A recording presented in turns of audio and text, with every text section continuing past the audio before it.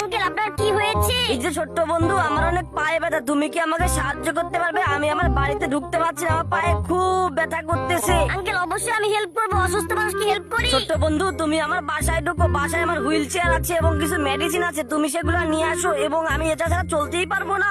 Uncle don't worry, আমি এখনই এনে দিচ্ছি। Thank you. আরে 102 নাম্বার রুম তো তালা মারা, তাড়াতাড়ি দেখি নক করি, দেখি নক করলে তাড়াতাড়ি খুলে দিবে। এই পিচ্ছি একদম চুপচাপ বসে থাক। বড় ভাই মক্কেল কি ঠিক মতো পৌঁছেছে? আমি আবার এখনই অভিনয় করা শুরু করতেছি।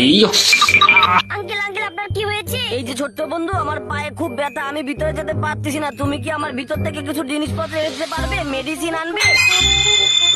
পুলিশ আঙ্কেল এটাই সেই রুম। এই যে দীপু, এই রুমের মধ্যে কি হয়েছে? পুলিশ আঙ্কেল এটাই সেই রুম, এই রুমের মধ্যে আমার বন্ধুদের আটকে রাখা হয়েছে। একটা দুষ্ট লোক অসুস্থ হওয়ার ভান করে, তারপর সে বলে এই রুমের মধ্যে থেকে মেডিসিন এনে দিতে, তারপর আসলে আটকে ফেলতেছে। এই শয়তান বেটা, এই পোলাপানকে রুমের মধ্যে আটকে রেখেছিস কেন? স্যার মাফ করে দেন, আমি কিছু জানি না, আমাকে বস এই কাজ করেছে, আমার কোনো দোষ নেই, মাফ করে দেন। তোদের কোনো মাপ নেই, তুই আর তোর বসকে আটক করবো। বড় ভাই আরেকটা মক্কেল পাঠিয়েছে, ওটাকে আটক করেছো? বস পিসিটাকে আটক করে রেখেছি, আপনি তাড়াতাড়ি চলে আসুন। 4টা পিচ্চিকে আটক করেছি, তাড়াতাড়ি আসুন। ওয়াও, 4টা পিচ্চিকে বাঁচার অনেক টাকা পাবো, আমি এখনই আসতেছি। ওরে বাবা পুলিশ! Yes police.